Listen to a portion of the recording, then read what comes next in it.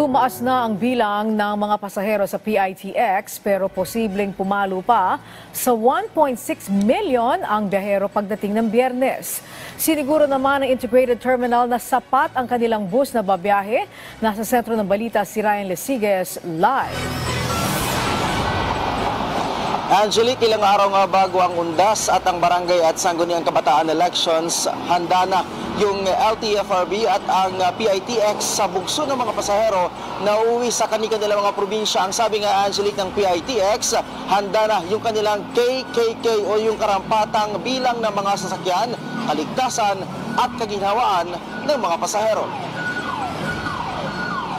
Ngayon pa lamang ay nagsimula ng tumaas ang bilang ng mga pasahero sa PITX na papauwi sa iba't ibang probinsya para gunitain ang UNDAS at para bumoto sa nalalapit na barangay at sangguniang kabataan election sa araw ng Lunes. Sabi, Angelique, ni Jason Salvador, ang Head Corporate Affairs and Government Relations ng PITX, pumapalo na sa 100 hanggang 110,000 ang foot traffic sa PITX simula kahapon. Pero wala pa iyan sa bilang ng mga pasahero na kanilang inaasahan na abot sa 1.6 milyon. Ayon kay Salvador, Angelique, sa October 27 hanggang November 6 nila inaasahan ang buhos ng mga pasahero.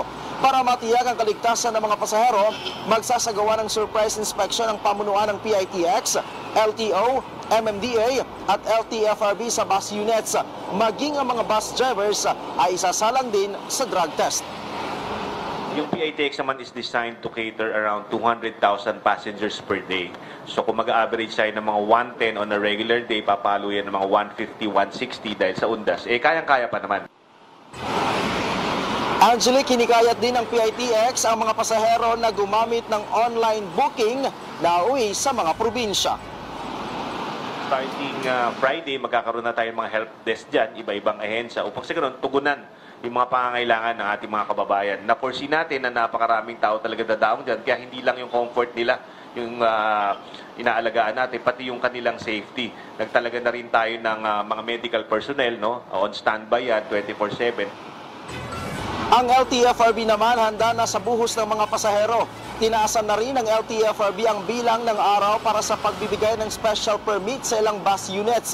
Mula sa 4 na araw ay ginawa na nila itong 15 days. Sa ngayon, Angelique, ay meron ng mahigit 700 na special permits ang na-issue ng LTFRB. Mahigpit din daw nilang babantayan ang paglaganap ng mga kolorom na mananamantala na yung paparating na UNDAS at halalan.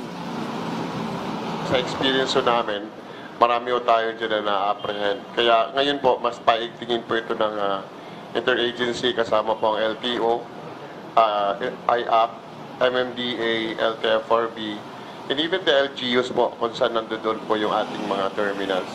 So, mayroon din po kami mga personnel na nakadeploy sa ating mga terminals para po doon sa mga complaint, sa ka-assistance na kailangan po ng ating mga pasahero. Angelique, bagamat simula kahapon ay nakitaan na nga ng pagtaas ng bilang ng mga pasahero dyan sa PITX, sinabi naman ni Salvador kanina na wala pa namang mga bus line or companies na mayroon ng mga naitalang mga fully booked. Pero kadalasan daw na unang mapuno yung mga biyahe para sa bahagi ng Bicol region. Angelique. Yes, Ryan. Tumatanggap pa ba itong mga bus lines na ito ng mga chance passengers kung sakaling may mga last-minute cancellations? Well, Angelique, ang sinasabi dyan ng pamunuan ng PITX, meron naman daw mga last minute o yung mga tinatawag natin na mga chance passengers. Pero hanggat maaari nga ay kanilang hinihikayat ang mga nais na umuwi sa kanilang mga probinsya para bumoto at para gunitay na rin yung UNDAS. Alam naman natin daw na talagang dadagsain ngayon dahil sa halos magkasabay yung dalawa. Meron naman daw kaya lang magiging pahirapan daw kung kaya't kanilang hinihikayat na tangkilikin yung pagkakaroon ng online booking. At para matiyak nga, Angelique, yung, or para makater lahat ng mga pasahero, ay yun nga, nagbigay na ng special permits ang LTFRB.